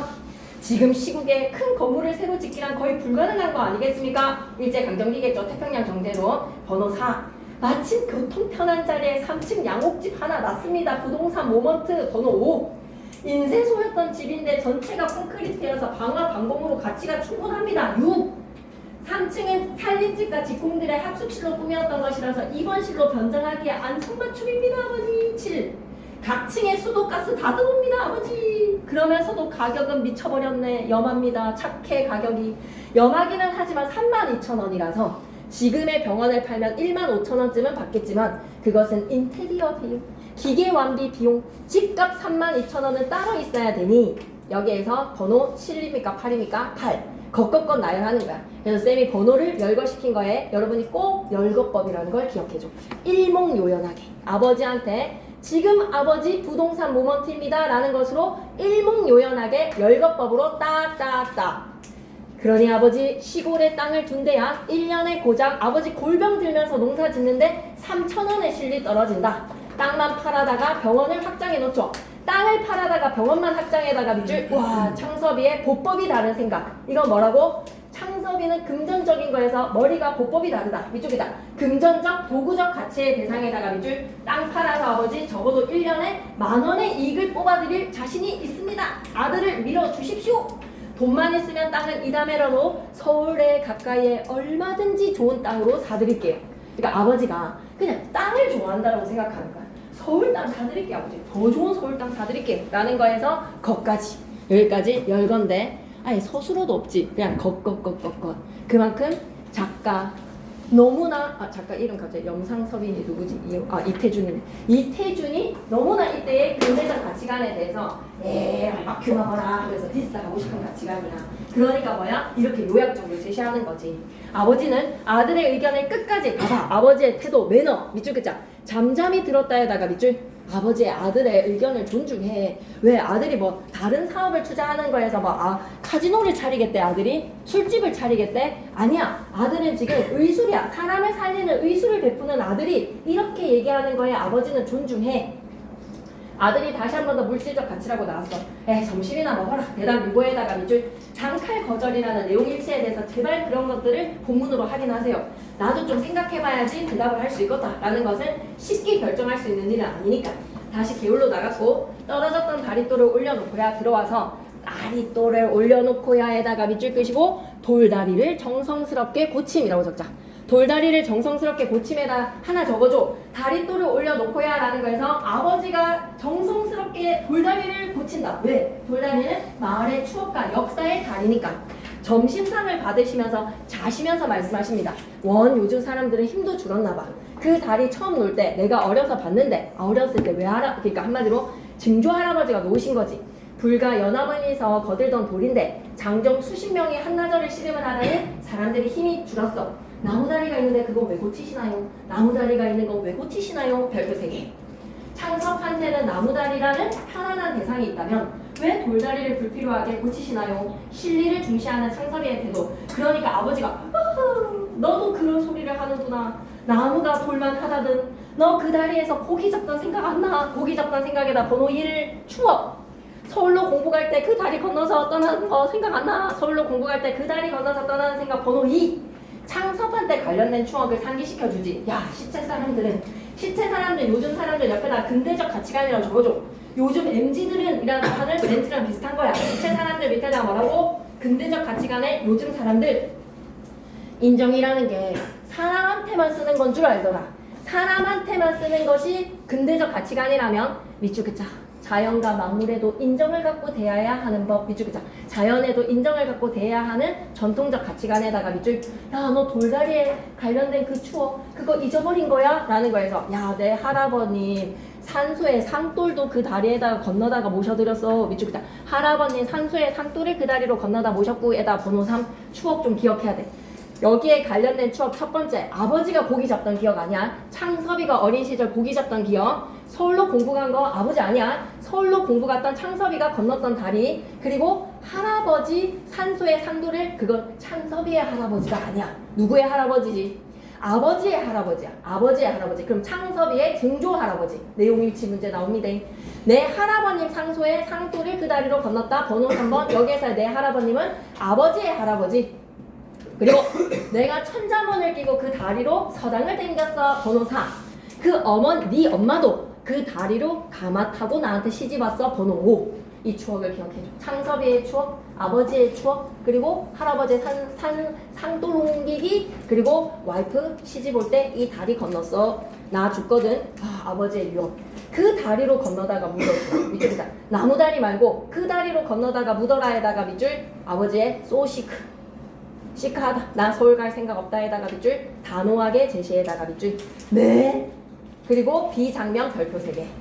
A랑 B랑 비교하는 문제 내면 그냥 딱 됐는데 B에다가는 뭐라고? 대화로 제시. 아버지의 목소리로 제시야. B 옆에다가 뭐라고 적고 가자. 아버지의 대화로 제시인 거야. 아버지 대화 제시. 아버지가 창섭이한테 하는 대화로 제시. 그러면 다시 비교 들어가자. A는 직접 제시, 간접 제시. A의 서술자가 대놓고 그냥 바로 요약적으로 제시하는 거 직접 제시. 서술 속도 겁나 빨라. 왜? 아들 브리핑은 했어. 근대적 가치관에 대해서 지금 이태준이는 마이너스의 가치관이니까 딱 요약해서 그냥 날려버려. 하지만 B에서는 아버지의 가치관. B에다 뭐라고 적어야 되지? 아버지 대화로 제시라고 적었지. 그러면 간접 제시야. 아버지의 말을 통해서, 아버지의 목소리를 통해서 제시가 되는 거 간접 제시야. 왜? 생생하게 전달해야 되거든. 생생하게 아버지의 가치관을 전달해야 되니까 차별을 둔 거야. 명확하게 차별을 둔 거야. A는 집어쳐. B는 생생하게 집중해서 아버지의 사투리로 잘 들어. 천금이 쏟아진데도 난 땅 못 팔겠다. 창섭과 갈등의 원인에다가 밑줄 못 판다. 내 아버님이 손수 이룩하신 거를 내 눈으로 본 밭이야. 내 할아버지께서 손수 피땀을 흘려서 모으신 돈으로 장만하신 논이야. 돈 있다고 어디 가서 느르지논 같은 거 살 수 있냐? 독시장밭 뭐 이런 거 있잖아. 뭐 앞반 뒷반 이렇게 약간 별칭의 애칭인가 봐. 느르지논 그리고 독시장밭 이런 걸 살 수 있냐? 돈이 있다고. 느르지논 독에선 느티나무에다가 동그라미 할아버지래. 느티나무가 할아버지로 느껴지는 느티나무가 두 개, 논에 두 개 심겨져 있다고. 저 사랑의 마당에 은행나무 있지? 은행나무에다가 동그라미. 느티나무는 누구? 할아버지 쏘세요. 은행나무는 누구? 아버지에다가. 너무 먼가? 쏘기에는. 은행나무에서 아버지로 쏘기 너무 먼가? 느티나무는 아버지로 여기고 은행나무는 아버님으로 여기고 그 나무 밑에 설 때마다 그 어른들의 동상이나 대하는 것과 다름없이 경건한 마음에다가 밑줄. 오늘도 아버지가 물려주신 땅을 기름지게 더 가꾸는 것이 아들로서의 도리입니다. 농부로서 그렇게 살아야지요. 천지만물의 근원이라는 멘트가 생략됐어. 그 대사 너무 중요한데 천지만물의 근원이야 라고 얘기를 하는. 그래서 1번에 요약적 제시에다가 밑줄 끄시고 직접 제시 서술 속도 겁나 빨라요. 극적 제시는 뭐야? 생동감 있게 제시하는 간접 제시입니다. 아버지의 말을 통해서 전달하지요. 1번에 5번 선지 괜찮습니까? 예. 2번에 이런 거 당연히 할 수 있어야 되고요.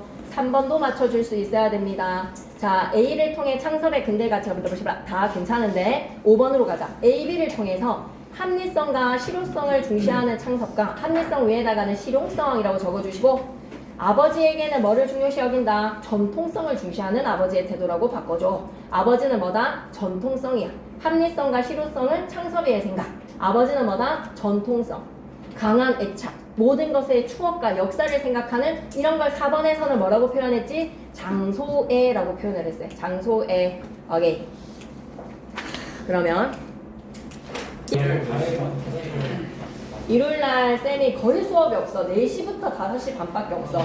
4시부터 5시 반까지 없으니까 엄마한테 국어쌤이랑 국어 할 테니까 좀 태워달라 그래. 셔틀 타지 말고 와가지고 그냥 공부해. 근데 셔틀 타는 거랑 엄마가 태워다 주는 거랑 거의 2시간 넘게 차이가 나요. 엄마가 밟아주시면 더 가깝게 도착할 수 있잖아. 훨씬 오래 걸려요. 맞아? 셔틀이 버스 전용차로 때문에. 카메라 안 나올 것 같은데 뭐라 말씀 없으시지? 또 해요? 이렇게 안 물어봤지? 또 해요? 막 이렇게 하니까 또 한대? 수업 안 나가고 알아보고. 알아서 하라고? 그럼 지금 알아서 하는 걸 지금 하는 거야, 알았지? 알아서 하는 걸 지금 하면서 바로 문제 풀어, 알았지? 한다? 들고 왔어요. 자기 기출, 야씨, 이 기출 안 들고 하는 사람들 진짜 이거 진짜 이 안 챙기는 이 아저씨들 성빈이 두텁다. 카메라와 워커. 카메라의 삶과 워커의 삶을 대조적으로 알아보자. 일요일날 참 안 오면 참 원망스러울 것 같다. 자, 단편소설 1인칭 주인공 시점. 훈이가 서술자가 아니야. 고모야. 시간은 1970년대. 산업화의 희생자가 누구였다? 훈이었다. 전쟁의 상처를 치유하고자 하는 노력과 좌절.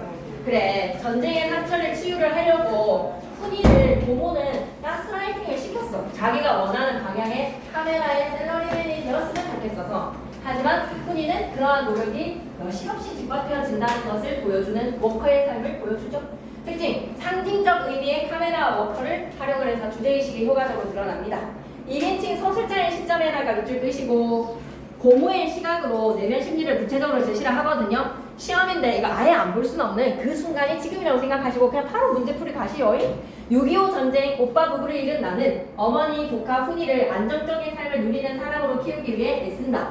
그래서 문과를 선택한 훈이를 종용을 하여서 이과로 전과로 시키고 이과로 전과에다가 밑줄 대학을 졸업한 훈이가 해외 취업을 하겠다라고 하자 나는 조카가 이 땅에서 잘 살아줘야지 잔인한 전쟁에 대한 복수로 네가 이 땅 위에 당당하게 서라 카메라를 메는 셀러리맨이 되어라 라는 것으로 만류를 합니다. 해외 취업에다가 밑줄 끄시고 훈이의 계획에 대해서 만류에다가 밑줄 복수하자고 전쟁한테 복수하자고. 그러다가 훈이는 영동고속도로 현장 측량 기사부로 취직을 합니다.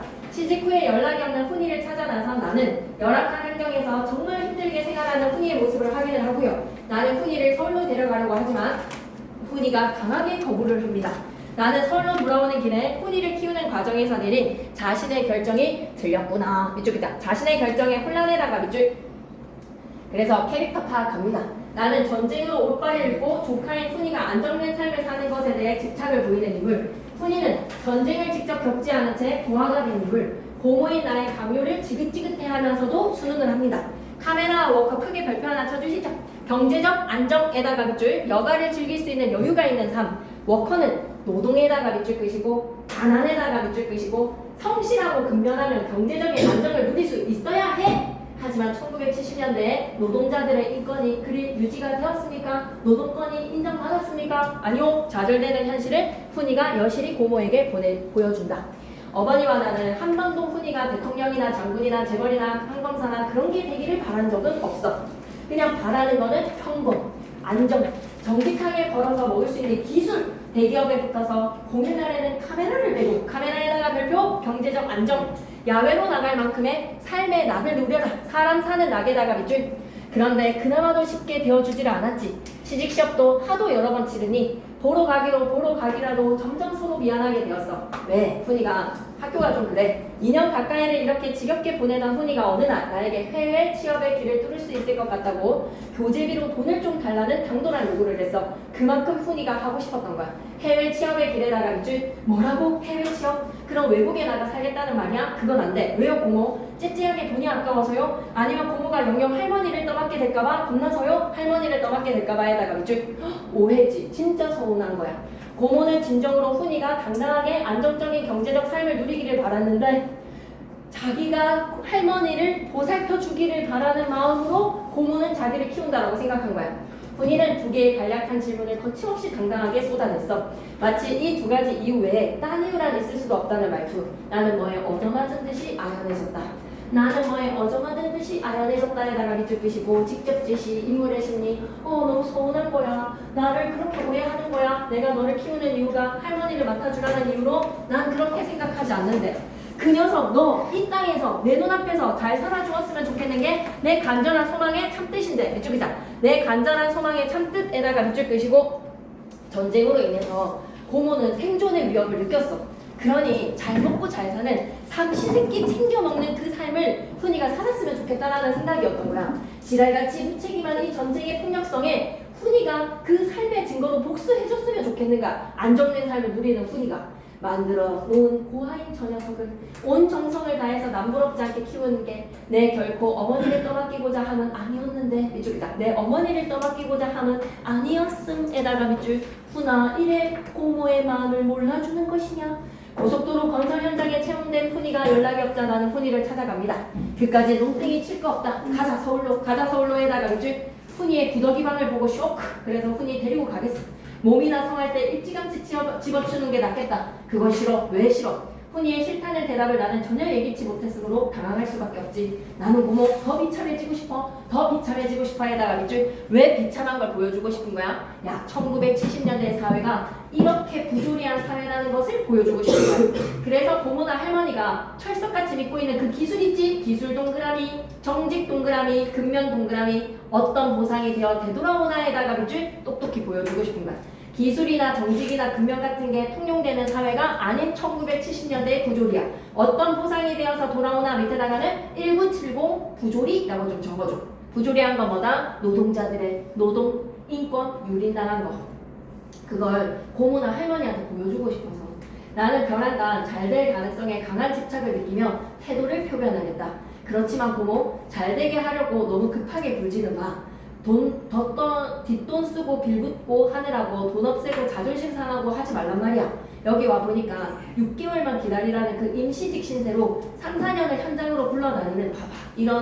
이런 사람들의 현실이야. 6개월을 기다리라면서 3, 4년을 현장으로 굴러다니는 친구들, 소외된 사람들, 노동자들. 임시직에는 보험급도 조금도 주고 일요일도 없이 부려먹고 책임은 없고 얼마나 좋아. 회사 측으로서는 훌륭한 경영 합리화다. 위쪽이자 훌륭한 경영 합리화. 밑에다가는 뭐라고 적고 가지? 단어법.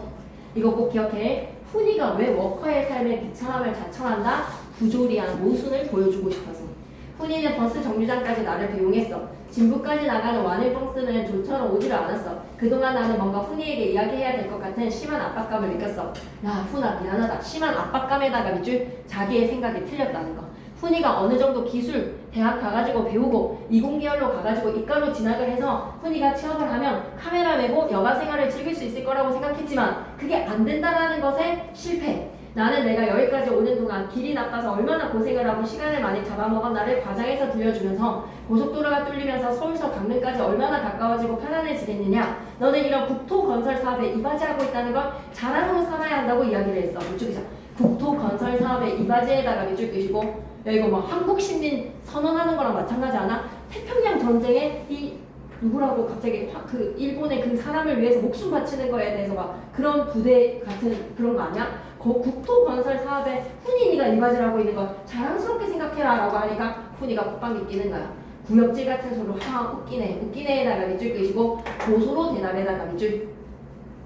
아니 고모 이게 나라의 국토건설 사업에 이바지하는 거에서 우리가 얼마나 유린당하는 줄 아소? 얼마나 이 사회가 부조리한 거 압니까? 때마침 바카스 시즌이라 이 봐봐 빈익부 부익분에서 빈익빈 부익부에서 구조적 모순에다가 밑줄 연이어서 강릉과 월정선을 달리면서 훈이에게 흙먼지를 뒤집어 씌웠어. 하나면 하나지 둘이겠는가 하면서 또 바캉스를 가는 사람들이 있는 거야. 훈이도 한몫 참여한 영동고속도로가 개통되면 더 많은 자가용과 관광버스가 그 위에서 계속을 즐기겠지. 훈이가 그 생각을 하면 뭐야? 아큐 먹어라. 웃기네에다가 밑줄. 그러니까 훈이에게 이런 삶을 강요했던 것에 대해서 나는 뭐가 밀려온다? 심한 부끄러움에다가 밑줄. 이 정도로 해놓고 문제 풀면서 쌤이랑 이건 더 다듬어 나가보자. 전문적으로는 다 풀지는 마시고 부분이랑 관련된 건데 대반의 연음에서도 좀 부분으로 쌤이 추출을 하기는 했지만 그래도 좀 겹치는 부분이 있다면 푸시면서 3인국, 속미인국도 푸시면서 어떻게 해야 돼요? 이건 장면 아닌데 라고 하면 건너뛰어. 근데 장면에 해당하는 거에 OX만 판단하는 식으로 해서 쌤한테 검사 받으시면 되죠. 질문하시면서. 자, 그래서 공부를 좀 많이 해야 될 것 같아. 진짜 이 범위만 제대로 보기만 해도 100점은 내가 봤을 때는 진짜 쉽게 나오면 100점 나오거나 막 90점 한두 개를 틀리는데 다 80점 중반에서 후반 싸움일 것 같아. 80점 중반에서 후반이 아닌 90점 초반까지만 딱 갈 수 있게 3개만 딱 틀리면 이번 시험 진짜 대박일 것 같은데. 저번 시험을 되게 못 본 사람들이라 할지라도 이번 시험 2개 어떻게 나올지 쌤도 난이도를 뚜껑을 열어봐야 되지만 범위 안에서 이렇게 급하게 나가는 거에서 알짜배기로 자기네들 것만 좀 챙긴다라고 하면 제발 3인국, 속미인국, 상충국, 정석과 서경별고 해석 제대로 할 수 있게끔 하세요. 그래서 안 되면 쌤한테 다시 읽어달라고 하는 거에 시험 전날에 그걸 다시 읽어달라고 하면 이미 안 되는 거야. 그걸 작업을 일요일, 월요일, 화요일에 끝내놔야 돼. 수요일날. 목요일에는 전반적으로 다 점검하시면서 좀 편안하게 쉬는 날이에요. 머릿속에 서경별국 떠오르면 아 건너편 꽃을 거꾸리다 라는 거에서 건너편 꽃은 다른 여자지. 그래서 거꾸리다의 주체는 님이지. 그래서 상충국은 임진의 무친분의 인해생의 어떠한 거 줄줄줄 나오게 속미인국에서의 바람각루 총정리 때 쌤이 핵심을 딱딱 짚으면서 링크 걸리는 것들을 할 테니까 다음 주 화요일에 총정리를 하자. 알았지? 다음 주 화요일에 총정리인데 아 진짜 일요일만 야 그 집에만 안 가면 진짜 일요일 날에 같이 할 수 있었을 텐데 너무 안타까운 것 같다. 아, 쌤이 그냥 하는 이야기인데 쌤 생각에는 외박주의 시험 기간 직전이지. 이럴 때 진짜 학원에서 잔다라는 기분으로 그냥 외박을 쓰고 여기에서 나 같은 공부를 할 것 같아. 솔직히 토요일, 일요일에 그거 너무 1학년들한테 좀 가혹한가? 83기 이럴 때 애들은 집에 안 갔었어. 84기 이럴 때 김구현은 진짜 궁금하다. 여러분한테 막 그거 강요하는 건 아닌데 그런 방법도 있다라는 걸 생각하면 지금 너무 황금이잖아. 근데 막 집에 올라가가지고 수업을 듣는 것이 있고 이렇게 하면 어쩔 수 없다라는 생각이 드는데 쌤은 그 기차에서 도로에서 버리는 시간이 너무 아까운 것 같아. 아까도 얘기했잖아. 2시간 반 하는 거. 근데 그 차에 이동하면서 이거 글이 들어오겠어. 근데 집에 가는 거는 당연히 가야 되는 거기는 한데 그냥 쌤이 너무 속상해가지고 이 금쪽 같은 시간에 그지. 그래서 맨날